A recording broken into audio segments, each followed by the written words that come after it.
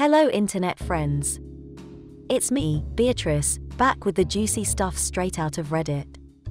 Today's story is from r/supernovarevenge, and damn, it's a good one. Sit back and enjoy. If you enjoy the story, don't forget to tap the like button and subscribe. Press the bell icon to be notified every time I post a new video. Now on to the story. Posted by Freebase. Titled, Never Mess with Your IT Guy, especially in the middle of the Iraqi desert. Backstory. In 2003 I was the Director of Information Technology and Communications on a project tasked with securing Saddam's major weapons storage sites throughout Iraq, performing a comprehensive inventory of said weapons, and then destroying what we'd found. I was based at one of the largest weapons storage sites in the country, so our mission there was monumental. Blowing up 100 tons of weapons 6 days a week, Scud missiles, anti-aircraft missiles, anti-shipping missiles, all varieties of rockets, grenades, and mines heavy to light, was going to take years. In order to accomplish this, we had to first build base defenses and secure an area the size of a small county. Once that was complete, we built a major support base in the middle of the Iraqi desert from scratch and all the infrastructure to support it. We're talking housing, cafeteria with full commercial kitchen, office buildings, electrical, water, and sewage systems, toilet/shower trailers, recreational facilities, an 8-bay full-service vehicle shop, and most importantly in my opinion, IT and communication systems, radio, network infrastructure, servers, VoIP phones, all connected to the outside world via satellite uplink. Story. All of these facilities housed explosive technicians, engineers, base support personnel, and as we had to provide our own security, private military contractors. If you're not sure what PMCs are, think Blackwater mercenaries or look them up and you'll get the picture. Our PMCs were a mix of ex-US Special Forces, Army, Green Berets, Delta Force, Air Force Pararescue, SEALs, British SAS, French Foreign Legion, and ex-South African or Rhodesian Special Forces, Recce's, Cellar Scouts. All of them were now mercenaries, and in reality, so were the rest of us to some degree. Most of the PMCs were damn good men, but when you assemble a motley crew of individuals from such disparate backgrounds, you're bound to have a couple of bad apples in the bunch. This story is about one of those bad apples, and for the purposes of this story we'll call this bad apple Roid Rage. I was one of the supervisory PMCs and oversaw the night watch from 10 p.m. to 6 a.m. I usually started my day around 7 a.m. and often worked until midnight, although those last few hours were generally spent surfing the internet and catching up with folks back in the US, as Iraq is 9 hours ahead. You're in the middle of the Iraqi desert, so there's not much else to do anyways, and other than the daily 100-ton explosion at 4 p.m., the internet is pretty much your primary source of entertainment. Since I was often in the office late at night, I was regularly alone in the office with RR for a couple of hours. As I previously mentioned, I managed the IT communications infrastructure for this project, and a vital component of that infrastructure were our telephones and voice over IP phone system. All of our sites used a satellite uplink to connect to a central VoIP server in Baghdad, which in turn connected us to the world. You could pick up any phone and dial a 5-digit extension to connect to any of our sites throughout Iraq or call any international number in the world. It was a pretty sweet setup, but it was also ripe for abuse. We tried locking down international dialing with various server rules and PIN schemes, but due to the inherent latency in satellite communications and the amount of bandwidth being consumed over a single satellite uplink at each site, we had trouble keeping those rules pushed to the phones on every desk. Ultimately, we had to scrap the restrictions as they were a real headache, and we went with an honor system. All international calls for business would be logged for review by the site manager each month. Anybody wanting to make a personal international call had to use their personal AT&T calling card, which they could top up online or with a credit card. After spending a few nights alone in the office with RR, I noticed a trend. RR would start his shift, check in with his men at their various positions on base, and then pick up the phone and talk in hushed tones for hours. It was a fairly large building and our desks were on opposite sides of the office, so I couldn't ever really make out what he was saying, but I could hear this constant murmur of him speaking to someone on the other end of the phone. It wasn't my business, however, so I largely ignored him. This went on for a couple of months, and as our site manager had to return to the US for a family emergency, the phone logs went unreviewed during that time period. A couple of weeks after the site manager returned, I was summoned to the conference room for a meeting with him and our senior US military and Department of Defense advisors. I could sense the tension in the room, and as I sat down, the site manager slid a manila folder across the table to me. As I opened the folder to reveal pages upon pages of call logs, he said, "Freebase, we know you're usually in the office late at night, and somebody has been making hundreds of international calls during that time and racked up thousands of dollars in phone bills.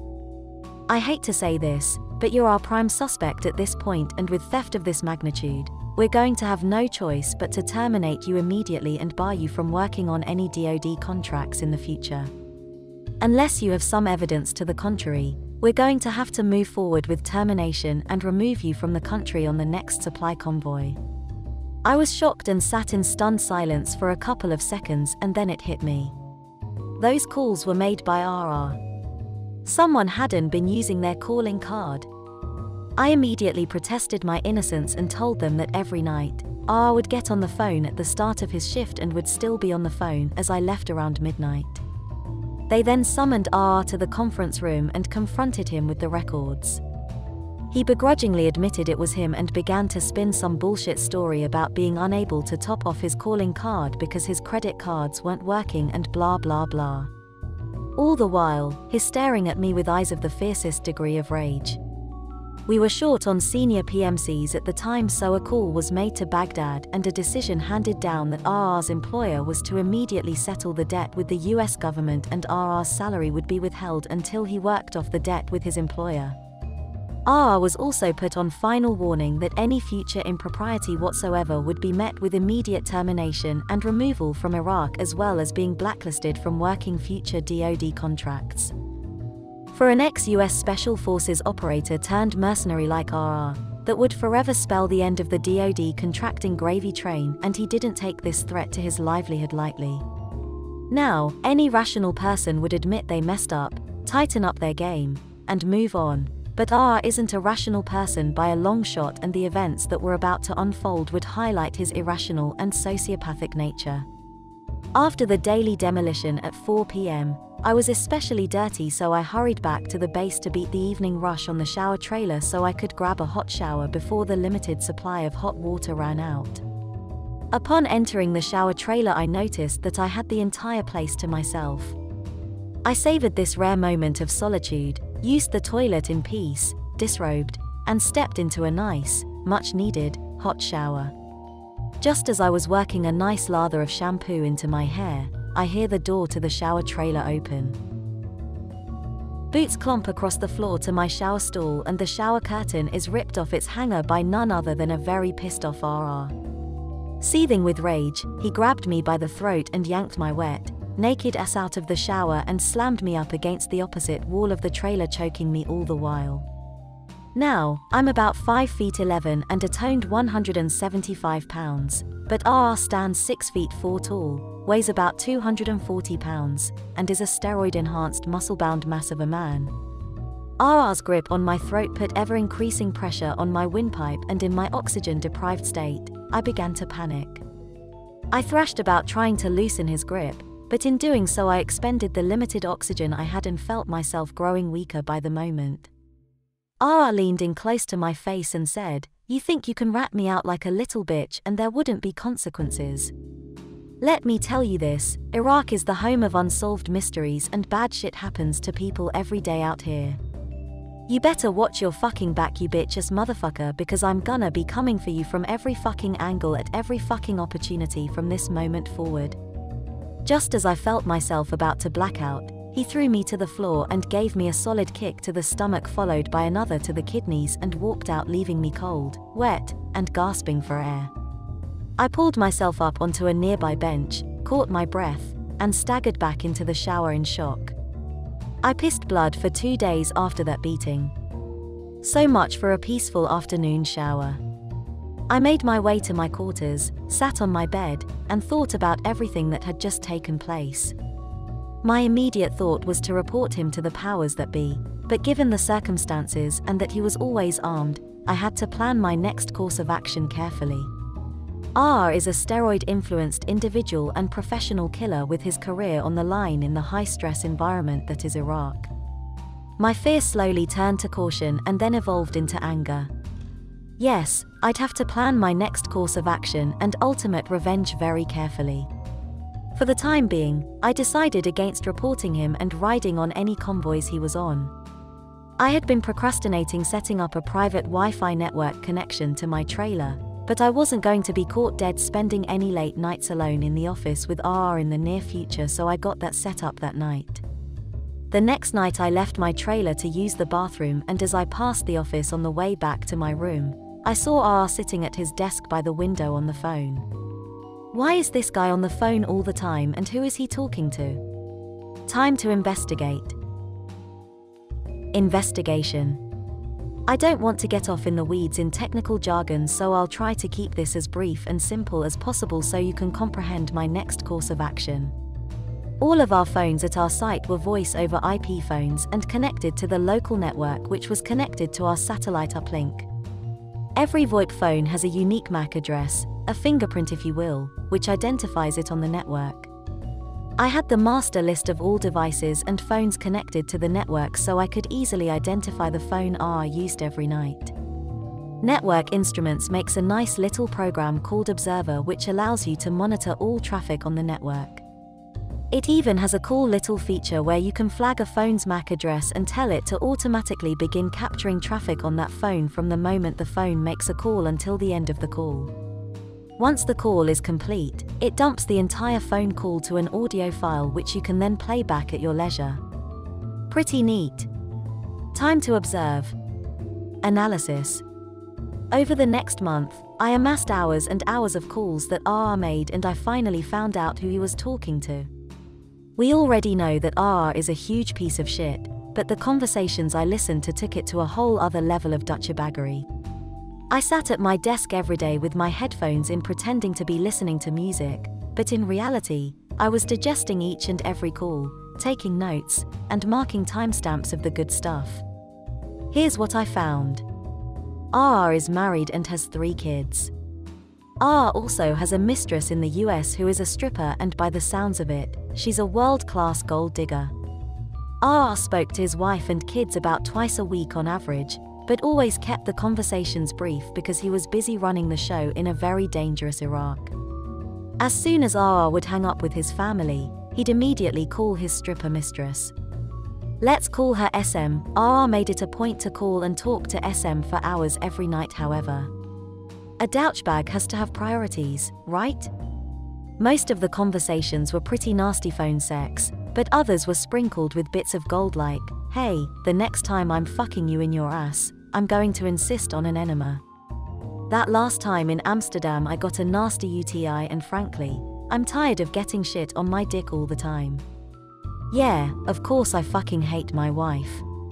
She's a dumb bitch and I regret marrying her in the first place. The reason my kids are so fucking stupid is because of her shit genes. Yes, baby, I promise as soon as I get home, I'm going to divorce her and marry you. Promise.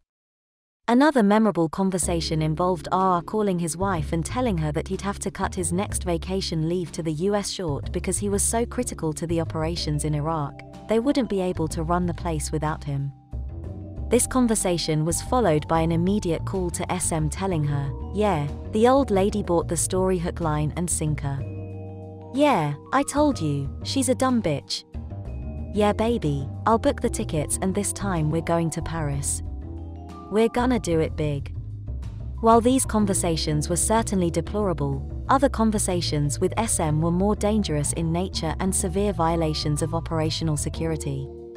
Given RR's foul nature, I can kinda understand why he felt it necessary to brag about operations, but man, you're talking to a stripper in the US who has no idea about any of this Iraq shit anyways. Make shit up if you must, but don't actually discuss the specifics of our operations and movements to inflate your pathetic ego. Some of these calls went like this: yeah, I'm the convoy commander tomorrow. Yep, large and in charge. I'm running a 20-vehicle convoy of flatbed trucks loaded with big as Scud missiles from Karbala to Amara tomorrow morning at 9 a.m. and all 40 of the guys on the convoy report to me. These missiles are pretty volatile and sensitive and would be a prime target for the bad guys, so I came up with a plan to cover everything with these huge canvas tents we stole off some towel-head goat fuckers so we can disguise everything. Hell yeah, I'm smart, baby. This is just one of the many calls of this nature, and the growing frequency of these calls ultimately forced me to cut my investigation short and move to the next phase of my plan. Phase 1 Action. I started studying RR's movements and which convoys he was on and where they were going. If I was going to pull this off, I had to be pretty spot on with my timing. I edited all the calls down to the good stuff and burned 2 CDs for 2 different audiences. RR ran a weekly supply convoy to Baghdad, and one of these CDs needed to be shipped to the US within a week's time. The only way to make that happen was to drop off one of them to DHL at Baghdad International Airport.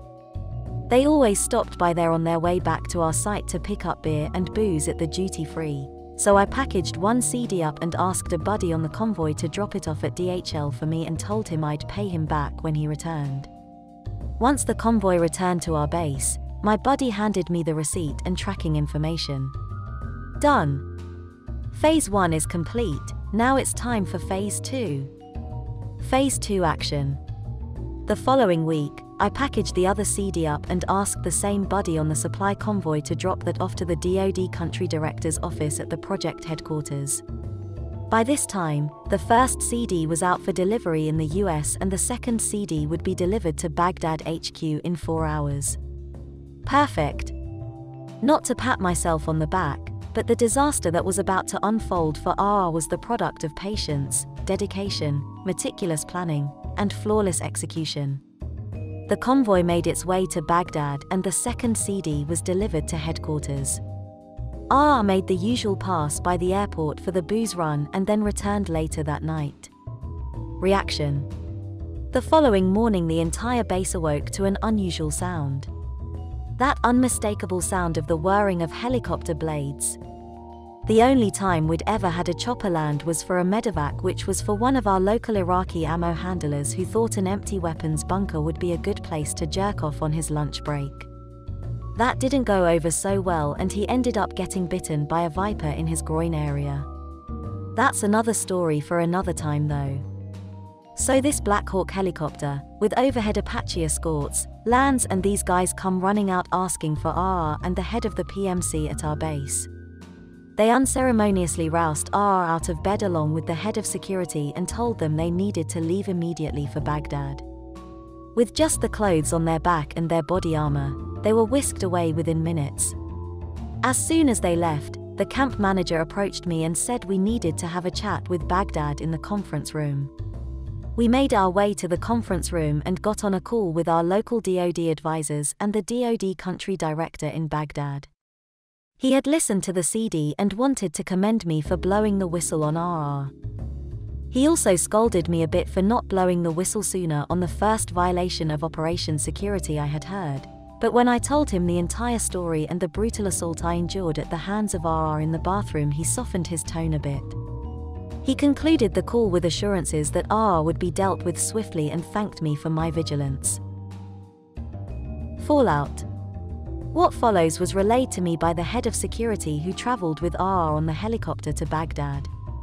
Upon arrival at the helipad at headquarters, a US Army security detail led the 2 individuals into the DoD Country Director's office and RR was confronted with the evidence. The director sat there with the senior advisors present and played the entire CD in front of RR and his superior. It was a heated one-sided conversation and RR got ripped up one side and down the other. He was ordered to leave the country immediately and would be taken under escort to the US Air Force PAX terminal at Baghdad International Airport upon conclusion of the meeting. He was also notified that he would no longer be eligible to work DoD contracts in the future. The head of the PMC was also excoriated for allowing this behavior to happen on his watch and notified that their security company would now be under investigation for any other possible violations. If the investigation unearthed additional violations, they'd be found in breach of contract, which would be terminated upon transition to a new PMC company. That company lasted another 7 months in Iraq. As RR left the meeting under escort, the director turned to him and said, "And tell your fucking wife to stop calling here and blowing up the phones. She's pissed off about something, but that's your fucking problem to deal with. You need to call her when you get to the airport and tell her to knock that shit off." Moral of the story? Don't fuck with your IT guy.